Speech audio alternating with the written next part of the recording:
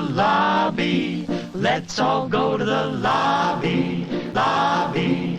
Let's all go to the lobby to get ourselves a treat. Hello, horror hounds, and welcome to Now Slaying, an It Slays podcast production where we break down the latest and greatest in the world of horror. I'm your not-so-humble host, Colton. I'm Rowan. And today on the show, we are discussing Scream 7, which was released February 27th, 2026, exclusively in theaters. Now, Rowan, we've covered a few different Scream movies on the pod over the years, with the original Scream being your guys' 2-year anniversary special. We covered the 2022 requel as a Patreon pick on the main show, and of course, a couple years ago, we covered Scream 6 right here on Now Slaying. But to kind of refresh my own and our listeners' memories, where do you stand on the Scream franchise? Are you a fan? And by extension, were you looking forward to Scream 7? I'm trying to think how to put it. I guess I've always kind of talked about that I'm kind of a fan, but a belated fan to the club of Scream, I guess. Where I had seen it like in the 90s. I'd seen it as a kid or whatever, rented it and stuff, but it wasn't something like I revisited or really thought about. Yeah, like it was even something that as a physical media collector as myself, like I never owned a copy of it or anything like that. Oh, shit. Okay. And then, eventually I did pick, I picked up like some set of all of them together, the first 4, because the requels and stuff hadn't been out yet. And then, we, like you said, we did it for the 2-year, and that was kind of the first time I'd revisited it and really enjoyed it. I was like, oh, like maybe I would have been super young, like under 10 when I saw it. So probably not really understanding like the meta textures to the original. And watching, I was like, man, this is like, no wonder this is just big time. Like, it's so brilliant and there's something for everybody. And like, I'm a fairly big fan. Like, I've seen all the other ones now a bunch of times, and I enjoy kind of like all of them for individually what they are. And so, I'm like, I'd say like I'm a pretty good fan. It's still not like my all-time favorite like a lot of people, but I appreciate what it is. Like, what about you? I'm sure we've had this conversation. Yeah, for me, Scream was something that I checked out the first 4 in high school, junior high. It was just the sort of movie that was in the rotation at some point when we were renting DVDs and kind of having those weekly movie nights with, a group of friends. But to call myself a fan, I think would be a little bit of like stolen valor. I do think the first one's pretty great.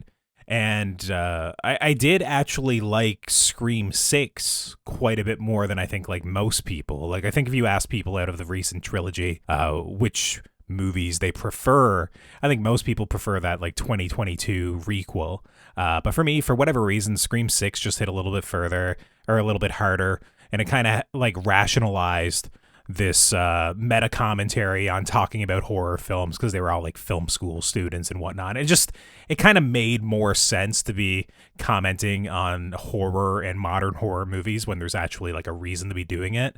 Yeah. So yeah, I really liked Scream 6 a couple of years ago. But in terms of like Scream 7 coming up, this was one that like, just the kind of like behind the curtain, we were even wondering like if we were going to actually cover this episode, if we were going to be doing a Scream 7 review, just because there was all this drama and backlash, obviously surrounding Melissa Barrera's like dismissal from the franchise. She made some like pro-Palestine remarks.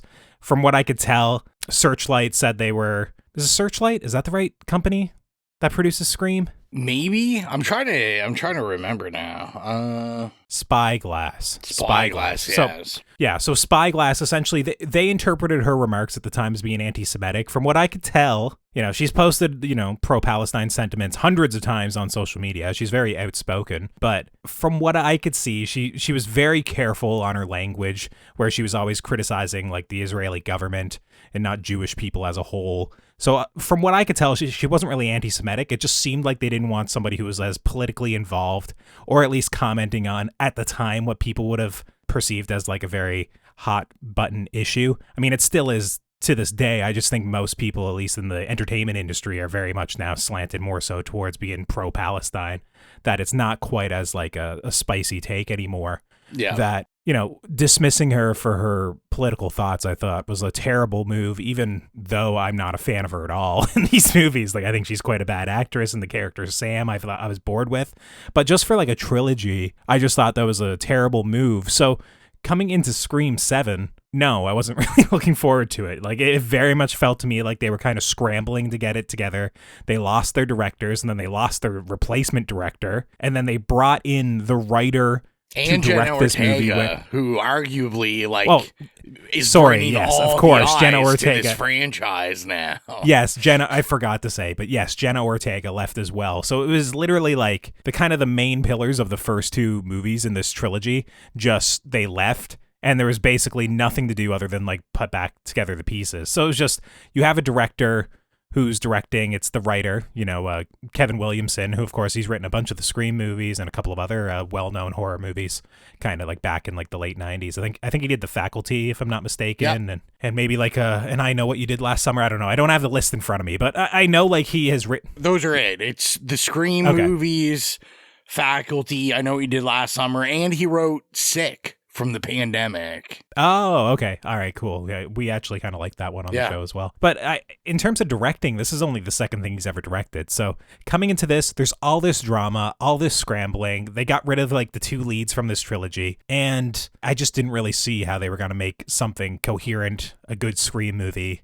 And so I wasn't really looking forward to it. You didn't answer the question if you were looking forward to this one or not, Rowan. I mean, obviously now we've kind of been discussing the drama behind it, but I mean, not overly. I was kind of the opposite of you, where I really enjoyed 5. 6, I was like, okay, I was pretty lukewarm on. I had enjoyed Melissa Barrera in both of these. I didn't think she was like amazing, but I was interested in this story and like wrapping up the story. So once I knew that wasn't going to happen, and like you said, going through not just, the director's radio silence leaving, but then Landon leaving as well, I was just like, oh, like this is never a good sign when they've got to, back up a bag for Williamson to come back and try to save them. Yeah, so is Ghostface back and better than ever? Well, before we get to that, let's throw it on over to the trailer. I've been planning this for a long time, Sydney. Your daughter is the same age you were when this all started. Is your mom gonna let you out of your cage tonight? You thought you could protect her.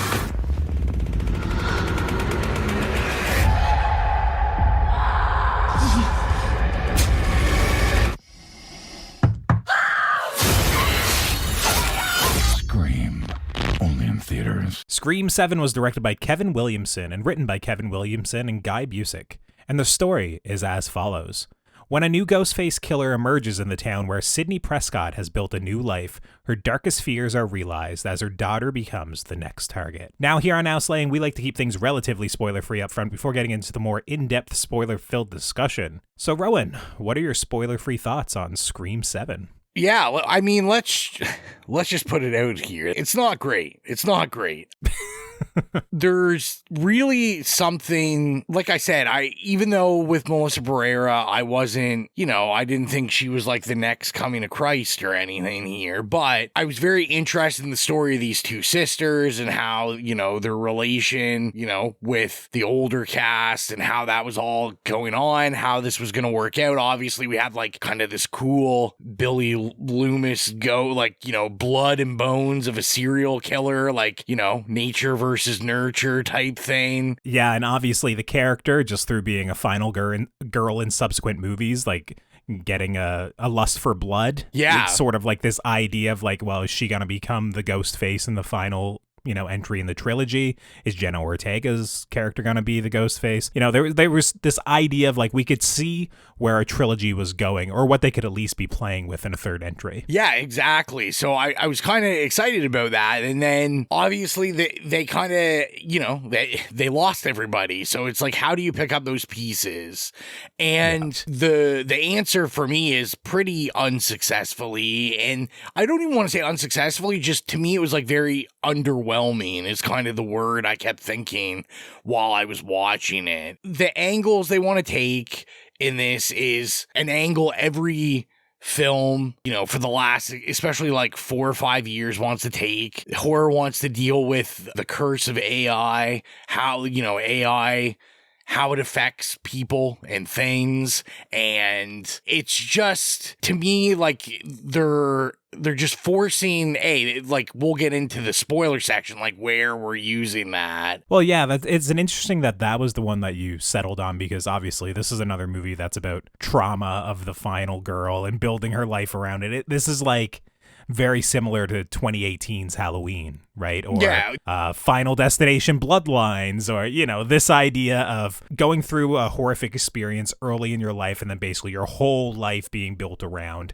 just the fallout from that, and how do you continue living when you've experienced this. This is a movie that's dealing with it again, but not in an elevated horror way, of which, that's a common theme in those movies, but, once again, in kind of a slasher. Yeah, well, and I think the issue is, and I don't really know if you can throw the blame on Kevin Williamson for this, because I feel like, this is really like a hitman for hire job for him. Like, I'm sure they backed up the Brinks truck for him to just do anything to try to save this. And, what we are approached with is trying to create a whole other story in this kind of what should be the final movie of your trilogy, starting a new one, but also trying to intertwine not the key characters from the last two movies into your current movie that make absolutely, like, to me, it made absolutely no sense. Agreed. There's no chemistry there. To me, the real fault of all this movie is, like, it should have just totally been destroyed and rebuilt, in my opinion. This is probably the one time I would have just been like, go full reboot for me. Instead of, I get like, oh, Nev, we gotta back up the truck for Nev, and Courtney, not so much. I've seen the pay difference. Courtney not getting that pay. And then, it's just basically they were flailing. We knew they were flailing the entire time they were making this. It's not a spoiler because they spent the last year telling everybody Matthew Lillard was in this movie. He did the entire press run for it. And at that point, I'm like, okay, we're in a bad spot here. Because to me, the beautiful thing that they did with like 5 and 6 was when Skeet Ulrich shows up, like no one knew Skeet Ulrich was in the movies. Mm-hmm. And it was like, oh shit, Skeet Ulrich is in this. And like I said, with this, it's like, no, we have to make sure like for a full year, Matthew Lillard is saying, go see this movie. I know you guys really want to see me in Scream again. And like I said, a lot of this we'll get into the spoiler section, but like to me that deflates so much of this. It does deflate, but I think like the reveal, quote unquote, like that he's in the movie, I mean, that happens 15 minutes into the movie. Yeah. It's the inciting incident. They do not keep it hidden that Stu Macher or Matthew Lillard is in this movie in some way, shape, or form. I will say, because I know we're going to rag a lot about on this, I did like Isabella May in this. Oh, God. Okay. I thought she was all right. I was interested in the character as Tatum, obviously named after Tatum from the first one, playing Sydney's daughter in this. I thought she was fine. I thought, like, it's kind of, honestly, I probably would have rathered Melissa Barrera, but I don't know. To me, it's like, it's not really affecting anything. She did what she needed to do. A lot of this is just, you're going to hear us talk about this in the spoiler section, and you're probably going to wonder what Scream we're talking about, because this is continuing on the trend. What I always remember you talking about, why you hate Stranger Things, is this is like the nostalgia train. This is like them fully riding into, this is like a farewell that you're giving your dying grandmother or something. Like at least 5 and 6, it was like we're trying to like build these bones back up into like some new characters that are going to be with us, where this is like, we got nothing, so we're going to play the hits, we're going to give you some faces that you want to see, we're going to recreate entire scenes from the movies and be like, hey, remember when this happened in Scream? That was a great time, wasn't it?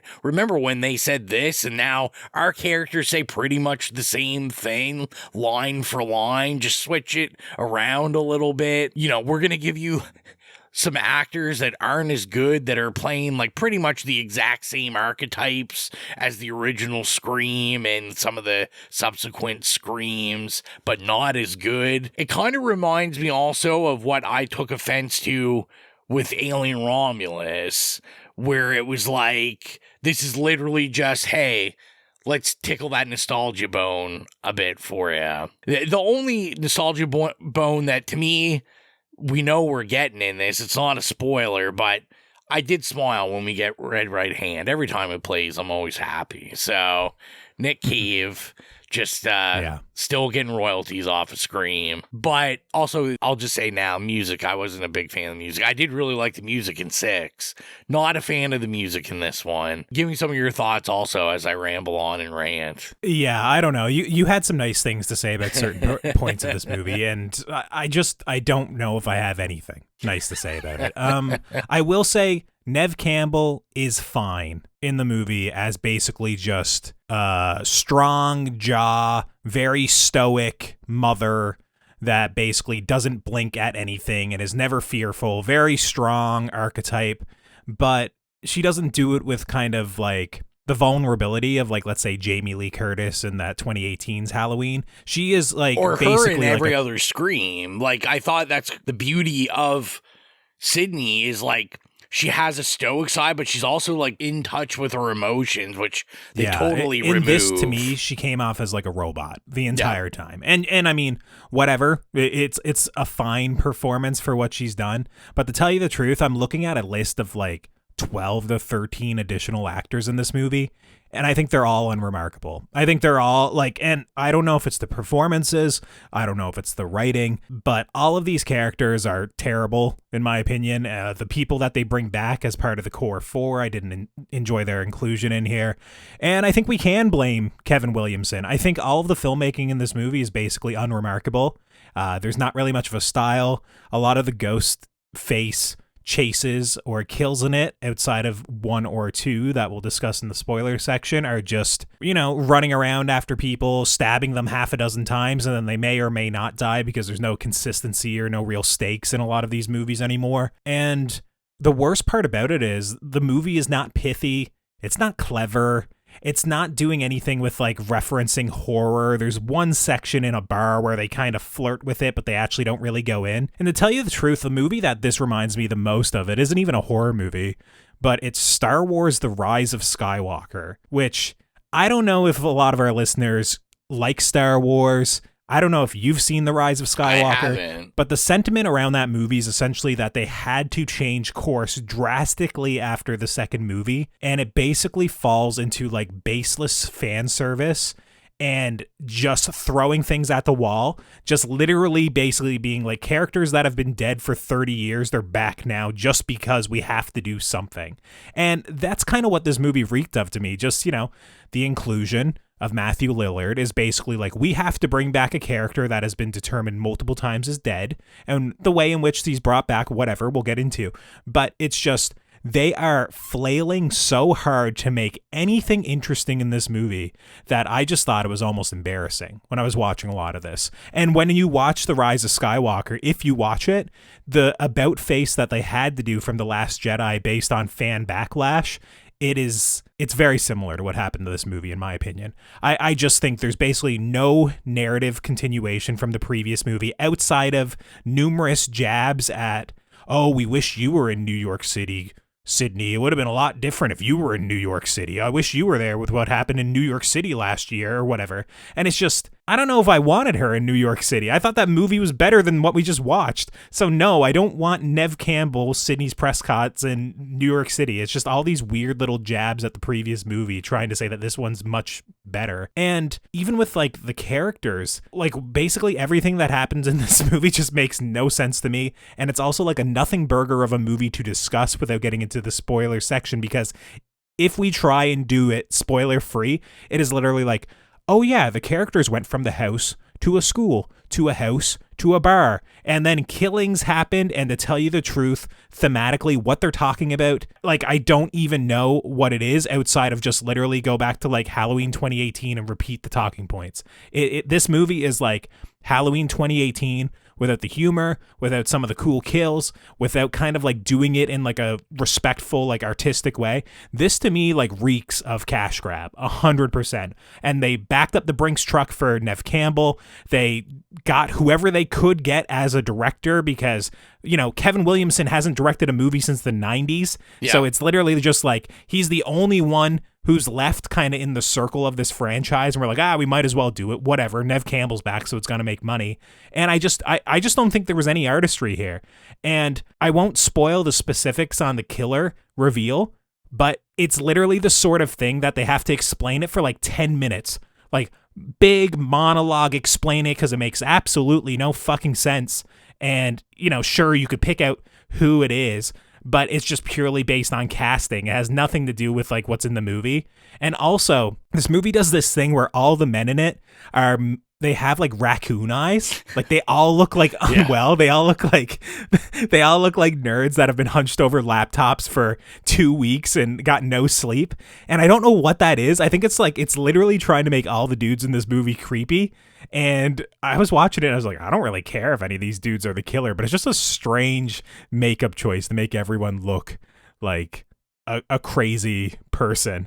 So anyways, I don't know. Like zombies from the original Night of the Living Dead. It's like exactly. A bad it's just zombie movie. It's so bizarre. So yeah, positives for this movie. I thought Nev Campbell was fine as the Terminator, and I thought there was 2 kills that one of which was genuinely like, oh, that's pretty cool. Yeah. Outside of that, I basically hated everything about this. And I don't know about your theater, but my theater was packed. Like this was the Thursday night preview in IMAX, absolutely packed house. And I don't know if people really liked it. I got a feeling like people were bored.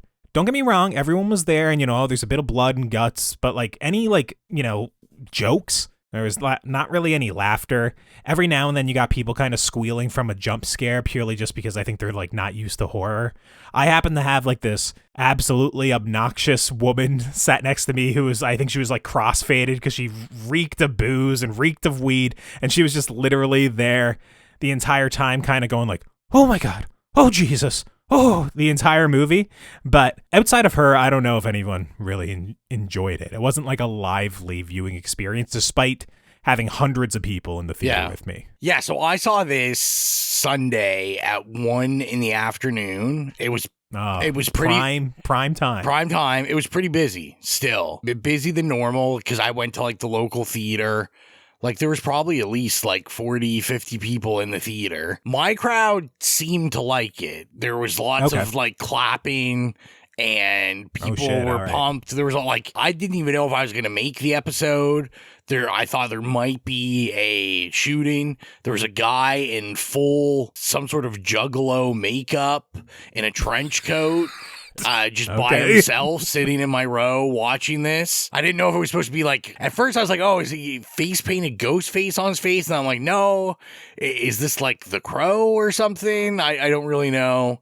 I didn't question it. To each his own. I don't judge. I'm safe though, so that's the important thing. But there's a lot of everyone had Scream t-shirts on, and everyone there was very excited for it and seemed to be very pumped for it. So I'm sure they were unimpressed. I feel like I had the Jesus Christ face when I walked in already. So I'm sure they were like, what's up with this grumpy guy? Mm-hmm. I do want to say before we get into the other section though, I did want to give a special shout out to I think it's Sam Reckner that plays Ben, that plays Tatum's boyfriend. I just want to say he should win an award for possibly worst acting of all time in a movie. We'll get into it even more in the spoiler section, but I thought that character was atrocious. I thought he was atrocious. You couldn't even save this movie by throwing my man Ethan in here, so I don't know what to tell you.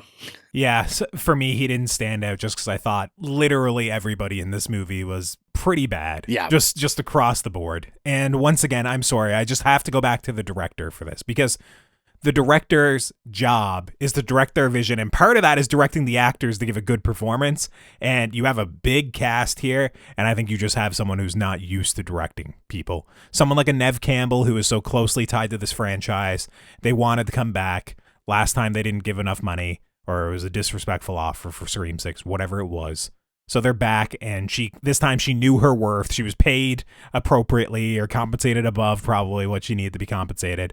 So it was like she could do what she had to do because the characters, what she's dealing with this time is not that complicated. It should be complicated because it's like insular, more like traumatic work. But the way it's presented on screen is just, once again, very, very stoic. And that's it. Very one note.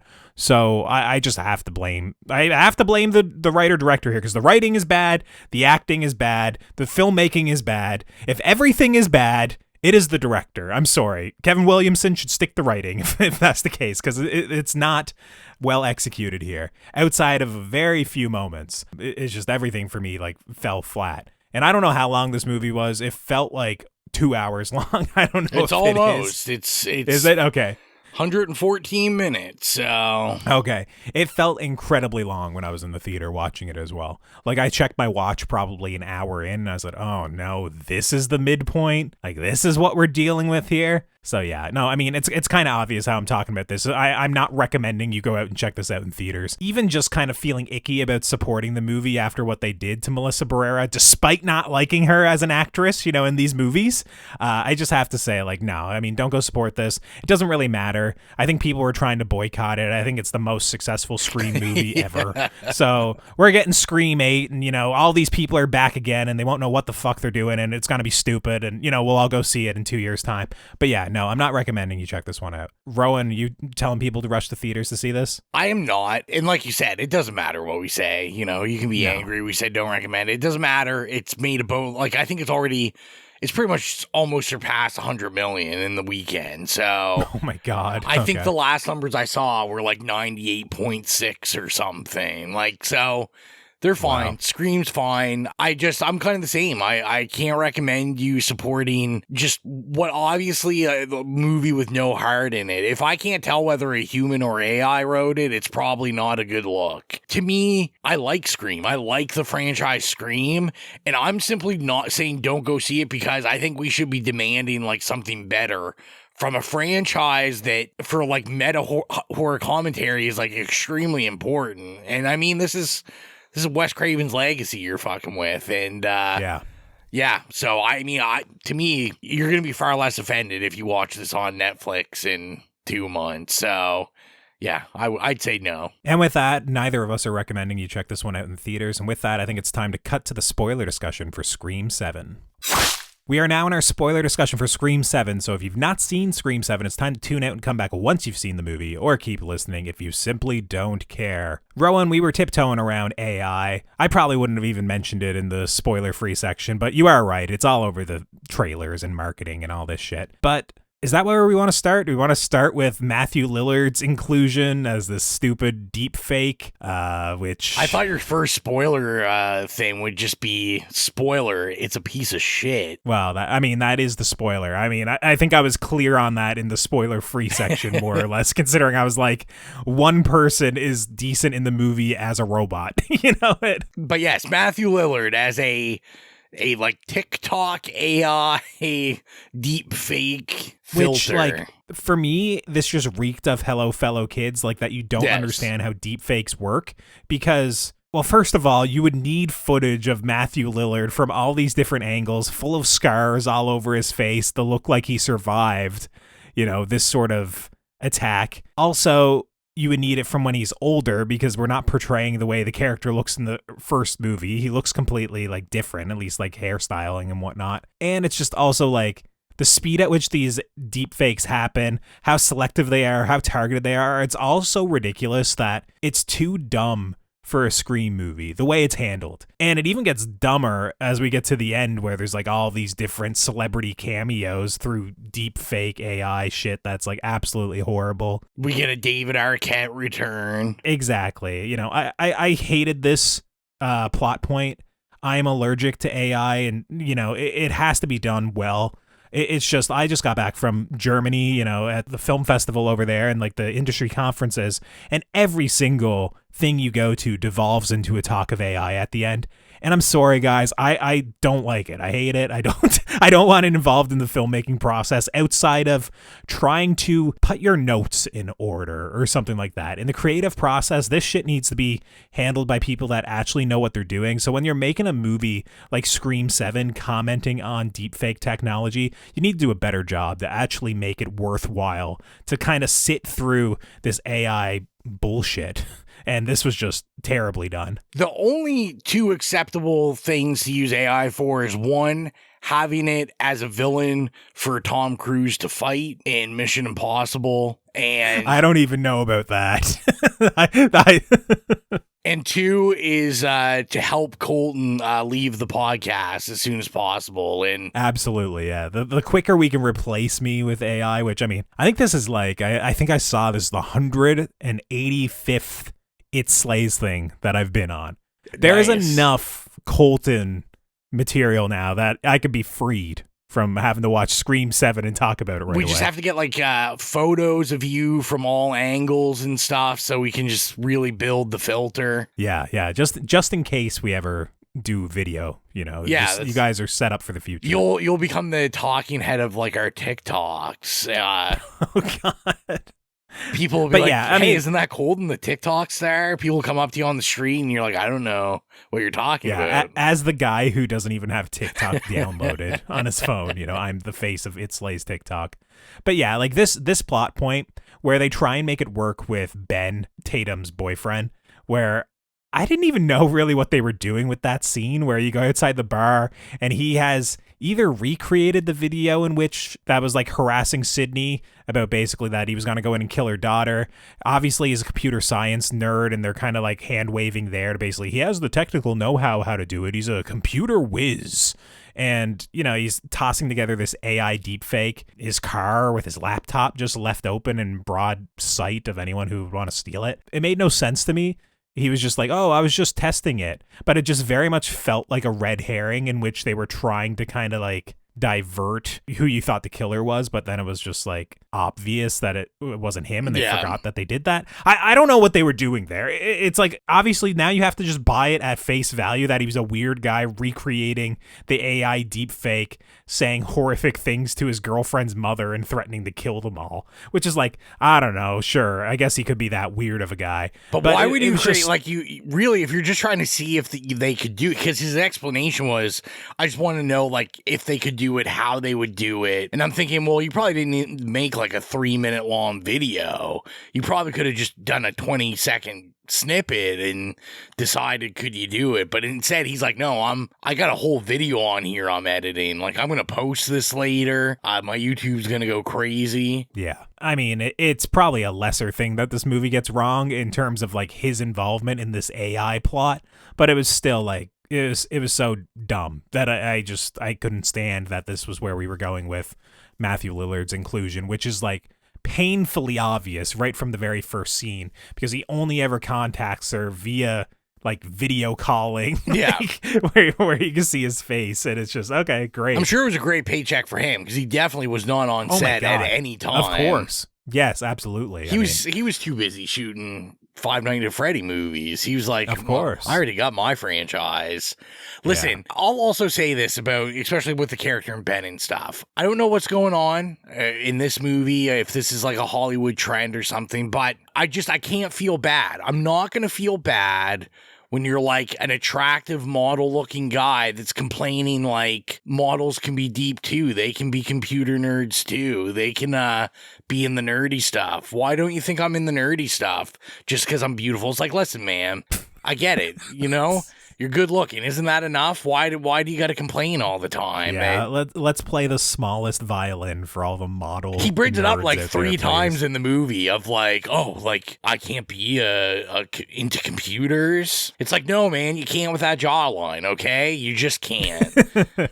And then, you know, I brought it up in the spoiler free section, but it was like, to me, this was probably The most offended I was in the movie was literally at the beginning. We're just recreating Billy coming up the side of the house into the house. And then he doesn't even do a good job trying to just like kind of, you know, play off the lines like, oh, I was watching TV and thinking, and I'm like, it's so cheesy. And we know what you're doing. I knew what you were doing because, of course, everyone in the audience like started saying the lines, and you know, obviously not at my screening. At my screening, they knew what was coming. Although, you know, at least I was like, listen, if they say something stupid and you know, it's like do the Exorcist thing, I was like, then I'll just leave. But they didn't do that. Although, why not? They should have just replaced it with some A24 movie or something. Keep the commentary on A24 going. But it was stuff like this that I thought was the most egregious. Is I was like, we're just banging the hits out with no commentary on them. Well, what about the Airbnb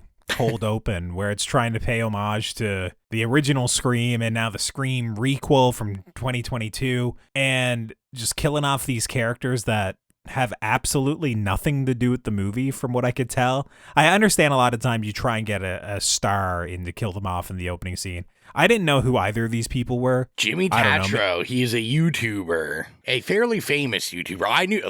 I love this now. Isn't it usually you explaining to old man Rowan? Yeah, so this is embarrassing. What sort of YouTuber is this guy? So he has a YouTube channel. Now, I'm not going to lie. I had to look up I know of him. I don't know. Like, I've never watched him. You didn't know who this guy was either. He's got 3.4 million subscribers. Life According to Jimmy. To me, what I know about him is he starred in, it was on Netflix. It's called not American Psycho. It was like a American Vandal? American Vandal, that's it. It was like a mockumentary about him. It was literally about him playing a version of himself. I remember that being pretty popular when it came out. I remember that being on. I remember being like mildly funny.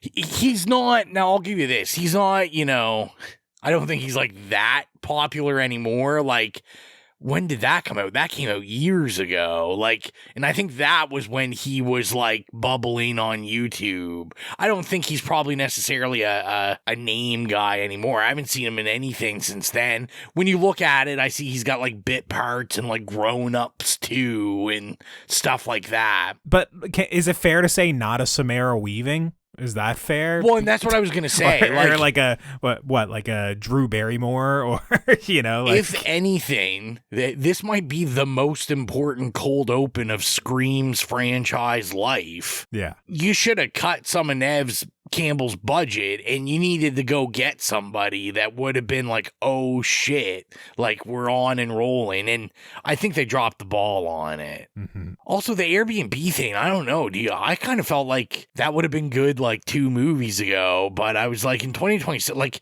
I feel like Airbnb is kind of like not even a pop culture thing, anything. Yeah.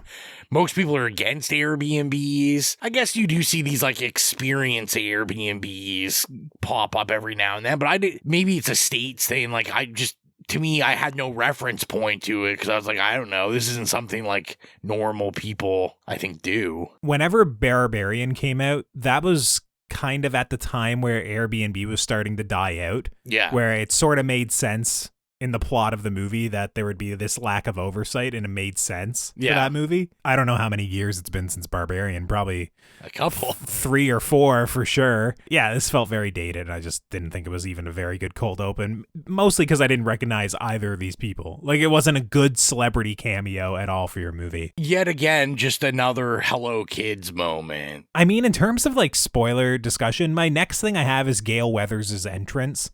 I'm not sure if that's like, if there was anything else earlier worth talking about, but essentially there are 3 ghost faces in this movie, of course, because these movies have to get incredibly convoluted and just basically make it so there's no reasonable way you can guess exactly who is all involved by the end without a huge monologue.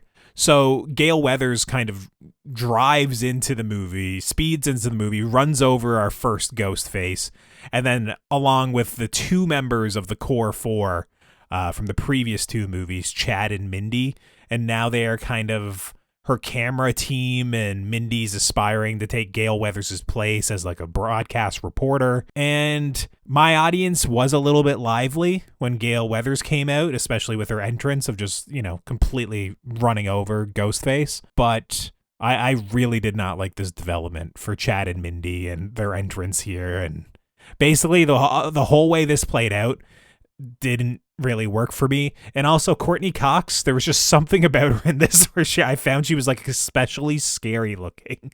Like she looked like she was like supping on the blood of babies before coming into this, like a bizarre look to her where she looked crazed to me for basically the entire movie. Yeah, I promised myself that I wasn't for a third time going to make a comment that she looks like Blade from Puppet Master, but she does look like Blade from Puppet Master. That's just a fact. She was more frightening than Ghostface. Yeah, in this movie, for sure. I mean, yeah, people love Courtney Cox in these, which is funny because I would almost argue I feel like she gets more of a fanfare than Neve Campbell does a lot of the time. I guess, in this movie, absolutely. And I guess really because she's the only one that's stuck through the franchise throughout it all. Yeah, I mean, it was kind of, it's like the rest of these guys. It's nice to see them, but at the end of the day, once the story's going, I don't really care. It's like how many times can we go from the rise and downfall to the rise and downfall of Gale Weathers? Like, it's always the same thing. She's either the world's most popular reporter or she's at the bottom trying to come back up. They do this every other movie. And yeah, I agree. Where they're bringing in Mindy and Chad, which to me, Mindy and Chad were like very bright spots in 5. I enjoyed them in 6. They were great B characters. Yes. Because once again, you had a pretty solid sister duo. Even if, like, once again, I didn't like the performance. I don't have to keep going back to that. But in terms of the narrative of the core 4, you at least had 2 strong characters that they could support for the movie. They worked in that group of 4. They were great supporting characters. And they just don't. And that made me like pretty upset because I was like, I really like these characters and you've now created a movie that I hate them. And I'm like, I wish they weren't in this. And this is just an example of them having to jam something in to be like, hey, the last 2 movies we've made you watch weren't for nothing. Like, something's coming out of this. And it's just a bad fit. And I really didn't like that, they survived. Like, so yet again. They must be up to about 30 stabs. Each. They would be dead. They're indestructible how many times they've been stabbed in these last 3 movies. It's insane. To me, it's just I can see what you're doing. It's like you're setting these guys up to be the next Neve Campbell and Courtney Cox and like people that you can just keep coming back to. Oh, I don't think either of them will be a Neve Campbell, but maybe Dewey and I'm not saying they'll be that important. I'm just saying when the full original cast is either dead or doesn't want to do it at all anymore, they can then go, hey, we've got these guys from 5 that we can keep bringing back. And like in Scream 10, in 2038, after the next Scream 8 or 9 peters out and they have to take a break for 10 years, they'll come back as the legacy characters. That's right. Chad and Mindy. Yeah. Well, and you know what? Good for them. Maybe then we'll bring you back to the podcast as like a legacy stunt. Wow. But then the actual thing will be you'll come back and then realize the rest of us have been replaced by AI. What a twist. I mean, better than the twist ending of this movie, that's for sure. But we'll get there in a minute. I want to know about the kills that you enjoyed. Well, that's what I was going to say. Yeah. Let's go to the kills. So I thought McKenna Grace's death was okay. Not amazing. It's just another knife kill. She happens to be swinging back and forth on a harness on the most over-the-top high school, performance of this musical or whatever they're doing. But I thought at least, okay, there's a little gore. It's a little fun. McKenna Grace is good in the movie for the 20 minutes she's in it. I do actually like her as an actress, so it was nice to see her around. But she should have been in the movie longer.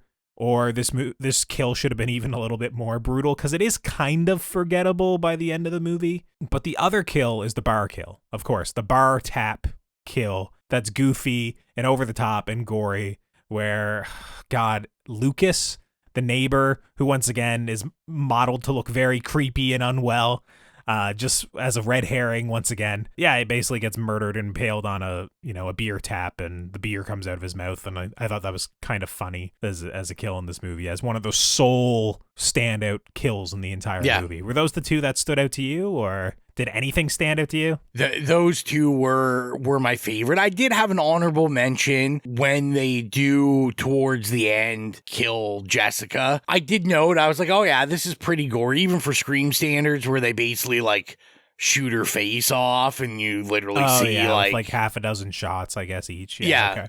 And I did make note, I was like, this might be the goriest thing Scream's ever done, because I can't really think of something where like I'm watching like someone's face completely come off of their body. I mean, oh my God, I know her name. In the previous one in 2022, she just won the actress, Mikey Madison. Oh yeah. Now I might be getting this confused with Once Upon a Time in Hollywood. Does she gets burned, right, in Scream, and then she comes back and her face is like, her face is all burnt up. It's like and then burnt up. She looks like Chucky when they burn him, essentially. Okay, all right. Well, maybe not quite as gory as getting the face shut off, but I mean, it is kind of like in soft focus and stuff. It's not like a live leak video or something, And once again, it's your two heroines, Sydney and Tatum, basically both reuniting in the love of gun violence and blowing her head off. It's not played as like a horrific moment. It's definitely like empowering, fun gag with pistols both shooting her. Yeah, like I'm going back, and those are really the standouts. Like I was like, there's no other real standout.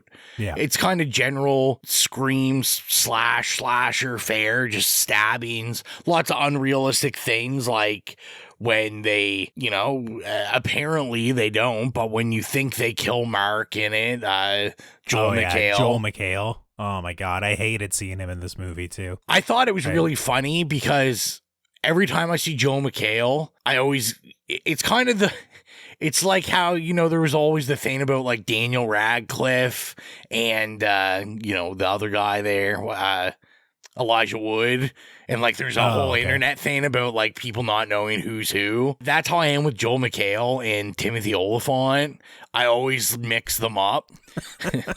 And I'm always like, and I like, so one is Justified and one is Community. And they're very different shows, but I always get them. I'm like, is that Olyphant? No, that's McHale. So I wondered if it was also a joke of someone there, because obviously Olyphant was the killer in the second one, and so I was like, that's funny. They got the other Olyphant in here now. Yeah, I hated seeing him in this movie because I like him as Jeff in Community, because he's an out-of-touch asshole who's acting like he's better than everybody. Yeah. And he's kind of like constantly humbled throughout this show.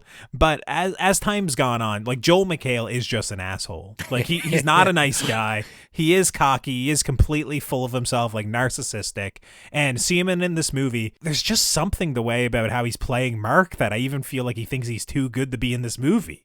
And, he gets stabbed a dozen times in, a sheet of plastic wrapped around him, and then survives until the end of the movie to have like this heroic moment. And I was just like, God, no, guys, we could have killed off Joel McHale 20 minutes in. I think everyone would have been fine with it. They want him to be the new Dewey. Same thing happened to Dewey, didn't it? Get out of here. I hope not. That's torturous. Yeah, I think that's what's going on here. This just keeps getting worse. Yeah.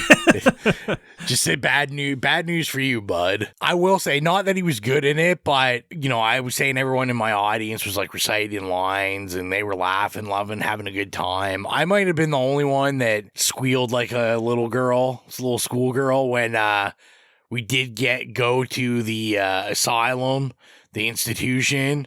And Ethan Embry was the like janitor guy, the orderly. Big Ethan Embry guy here. Empire Records, Can't Hardly Wait, like one of my all-time favorite movies. Time has not been a friend to Ethan Embry's hair. I think that's really been the downfall of his acting career. He's just kind of aging like a normal person. That goes as far as I'll take it with how happy I was to see him in this.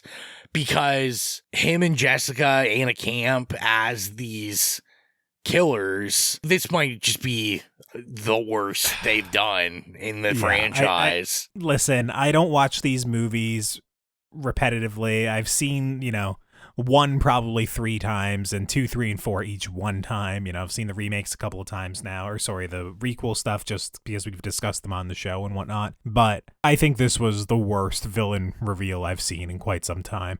I did think that the mother, Anna Camp, had something to do with it, like right from the beginning, just because the way she was playing the character was like so crazed. Yeah. I thought maybe it was like the mother-son duo, because they were very much leaning into that the son was a huge fan of Sidney Prescott and true crime and trying to get like the interview and all this sort of shit, that I thought, okay, maybe that's where they're going. But yeah, this whole reveal where I'm not even really 100% sure why Ethan Embry's involved in it, other than I guess the relation to the first Ghostface killer being like an insane asylum guy. Is that the only reason he was involved? Am I forgetting something? It seems that they were an item. That they were like okay. Yes, I forgot that detail. Yeah, yes. I gotta say, he didn't report that to HR at the institution. No. But yeah, this whole elaborate monologue of, I looked up to you because you were a final girl and always fighting back against Ghostface, and you're so inspirational. You gave me the strength to fight my abusive husband, who I killed. And I also killed my son because he's weak, or I don't care about him. Who cares? And I did this all to inspire you to be a good final girl again and fight back. And just like such a campy, over-the-top villain monologue that goes on for so long. I think this was another moment in the audience that when they cut to Ethan Embry, there were people like, who is that? They didn't remember him because he was only in the movie for 30 seconds, unless you're like a fan of his work. You might not even know that he's an actor who's consequential in really any way. Yeah. So yeah, this was a terrible reveal. Well, and the same with Jessica, right? Same with Anna Camp. Like, she's really only in this a couple minutes, if that. It's just she's a little bit more prominent because she comes back 3 or 4 times, and once again, her performance is very over the top. That you would remember her, I think, a little bit more. But this is what to me is the total disrespect in these, because every single one other than this, we are with the killers since Scream 1 on. Like, the characters are prominent in the story. That's what makes these kind of this great whodunit, right? Because it's someone that you're getting inundated with a ton. It's not just some orderly that you see for 30 seconds and then you never see again. And then it's like, oh, it was this guy in the background. You should have known that. It's always, the boyfriend, or like, that's the whole reason there's the rules and all this stuff. Which they don't even really go into this movie very much. They give they basically make the comment. They make tons of comments in this where they don't want to do the rules anymore, and it's just like, oh, we're done with that. They really should have made a movie that was much more daring, if that's the case. They should have made something that was actually very much against type for a Scream movie. If that was going to be the core conceit, like, hey, we're burning the franchise down, we're throwing out the rules, this is a different Scream movie. They should have really doubled down on that and probably isolated a large part of the audience. But at the end of the day, this just is a Scream movie. It's just a far less clever Scream movie. And yeah, missing that, like, explaining the rules and talking about modern movies, making fun of, I don't know, Weapons is too recent, but like making fun of like a couple of modern movies, pointing out holes in them, like where they got things wrong, not making fun of Neon and A24. I mean, come on, man. That should have been in there. Well, and this is why it didn't really make sense, because we got those breadcrumbs in 5 and stuff where they're talking about It Follows and like The Witch, and like we're talking about A24 stuff. I mentioned Star Wars. They make a Rian Johnson jab in Scream 5, like the 2022 requel about him, Yeah, well, exactly. And what they really should have done, that I think, maybe I'd be the only one that thinks funny, but in 5, I think, because they give the whole speech in 5, because in 5, they do, yeah. They're watching like Stab 7 or 8 or something, and they're like, oh, this is when your franchise goes off the rails. I think they should have just totally went off, like you said, do something totally different. stab 7 or 8 in Scream 5. I just remember it was the Ghostface character, and he had a giant flamethrower, and he was just like flamethrowing someone in the backyard. Yeah. You're right. Yeah, that was good stuff. And to me, like, do something meta like that where you just go nuts. Like, you're going. This should have been Scream 7 Season of the Witch. Yeah. Should have been. That's what I mean. Like, something funny like that. Or, like, you know, make fun of Friday 7 where, you know, like, it's like Carrie versus Jason. Like, have some telekinesis girl or something. I just hated this reveal, and I thought it was very poor. Also, I'm not as huge of a Scream fan. I don't remember Sydney in the previous movies mentioning that she had like an older daughter. She's shown as like pushing a baby carriage with twins. Yeah. In one of those, but I don't know if she mentioned she has another daughter.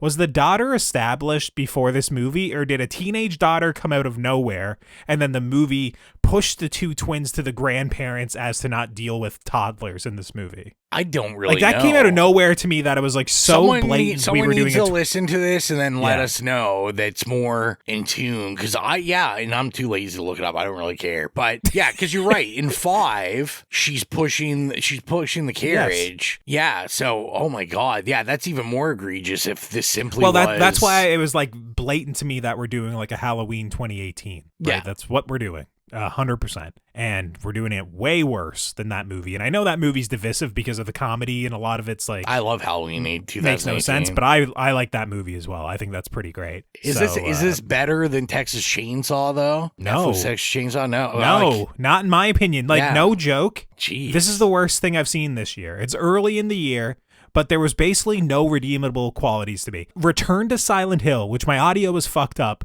but I was very angry in watching that movie just because of how disrespectful it was. I feel more positively about that movie than this purely because it literally has redeemable aspects in like using cool monsters or in using Silent Hill music. Like, me pointing out one good kill and one okay kill and then Nev Campbell good as a robot is not enough to redeem this to get it above anything that I would call enjoyable. This is the sort of movie that I don't think I'll ever watch again. Yeah. Maybe we'll have to do it in the podcast in 20 years, but like you said, hopefully it's AI Colton covering it because I don't want to be there to see it again. We'll wait for a couple months as this ferments on the internet, and then we'll ask ChatGPT what Colton's thoughts are. See what it says. Well, should we just get in the rating? Yeah, it's blatantly obvious, but if you're new to the podcast, our review rubric is nay, okay, yay, or slay. So, Rowan, what would you give Scream 7? Yeah, so I'm going to give it a nay, which is funny because when I came out of it, I thought I might give it an okay. I think I was just trying to be optimistic, where I was like, everyone that's seen this before me is giving it, half a star on Letterboxd. I don't know, like, if I was half a star offended. But the more and more I had thought about it, like, as I'm at work and stuff, I'm trying to put my thoughts together. And I'm just like, no, this is just, it's a piece of shit. It's not good. Like, I'm not going to recommend it to people. Like, I can't.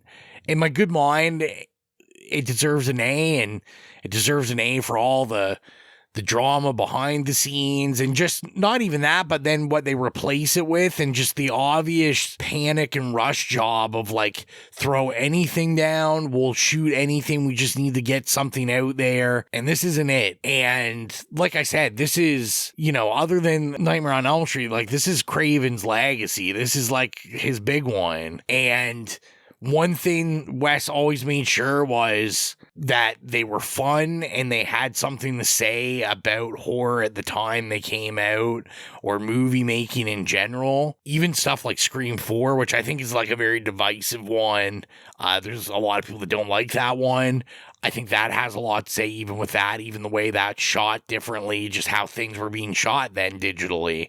And for this one to come and just really have nothing to say, and to me just kind of wave a white flag of like, we kind of give up, we're just giving you a nostalgia trip so we can milk some dollars out of you and try to figure it out later. Because I've got a funny feeling that, Kim Williamson probably isn't going to come back for the next one. Like, I'm sure this was just a one-time deal.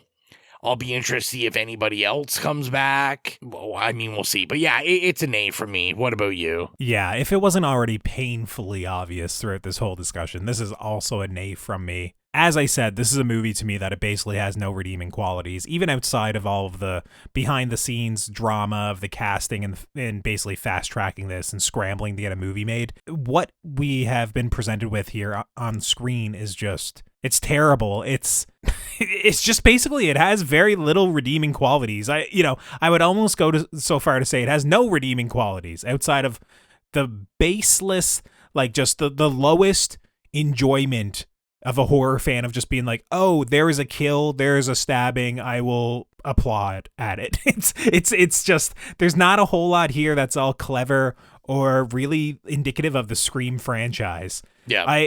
This is a movie that I came out of the theater, and I very rarely review a movie on Letterboxd or give it a star rating before we record it. But it was basically like I just had to get my thoughts out there. And this movie very much felt like The Rise of Skywalker to me, to where I just called it like The Rise of Stewmacher on Letterboxd. It was just, it's basically, it has bad writing. The AI deepfakes plot is just not thought out. And just the whole movie, I think, is poorly thought out. It's like a completely lackluster third entry to a trilogy. It doesn't even feel like a final chapter to a trilogy because it all falls apart. And basically, they were only focused on eliciting like cheers from an audience and kind of delving into just hollow nostalgia rather than making a narrative that's at all thrilling. The fact in which that we couldn't even discuss the specifics of like how the characters develop or how the narrative unfolds because it's just such a nothing burger is infuriating. So yeah, it's a nay from me. A nay with prejudice. I don't like this movie at all, and hopefully I don't ever have to discuss it again on the show. I think it might be my pick for my next pick. I'm sick. I'm not showing up to that the full episode recording, that's for sure. And if you're not following us on our socials already, you can do so at It Slays Podcast. We're on Instagram, Facebook, Slasher, Letterboxd, Threads, Bluesky, TikTok. If there's a social media, we're probably there at It Slays Podcast. And if you want to help support the show financially, like our horror hounds, Holly, Nicholas, Mark, Steven, Dan, Brian, Trevor, OG James, and Philip, gain access to the Patreon exclusive show Stream Screams, hosted by Jill, and get episodes of the main show 48 hours early. Be sure to head on over to patreon.com/itslayspodcast and choose whatever tier works best for you. Rowan, I failed to mention that this movie has an atrocious end credit song. Is it making the playlist? Yeah, it's like, see, this is out of my realm of music. It's like Ice Kills or something like that. I don't know. Okay, well. I don't know the names of these bands. This is where we need Jill, right? A fitting name for a band, especially in this day and age, but the music that was being sung over the credits, terrible. Yeah, I find it, I'll have to reflect on any of the music, because you know what? I didn't like the Demi Lovato song in 6, and then that's on my personal playlist now. I jam to it all the time. Wow. Yeah, no, we already got Red Right Hand on here. I don't think we have the acoustic Fear the Reaper. That might have to be an ad because that's a Scream staple that they do in this again. But you can find out by going over to Spotify and following the It Slays Podcast horrific playlist. If you have any problems finding it, you can go to any of the social media that Colton just mentioned. Go into the bio, click the Linktree link, and there's a button that'll take you directly there. We upload licensed music and scores from iconic horror movies we review, or just horror movies we love. We update it regularly, so get your spooky music on, because why the hell not? And next time on the show, we're going to be covering The Bride! Exclamation mark. I think that's a horror movie. We'll check it out and make sure. And if not, there's also, I think, a new Shudder movie called Dolly that may have been at some festivals. It's definitely on our radar that we'll see if it's worth checking out as well for the show. We'll see if the doll's based off of Courtney Cox's face or not. Oh, God. And with that, I think that about wraps things up for this episode. So until next time, I'm Colton. I'm Rowan. And as long as you keep listening, we'll keep slaying.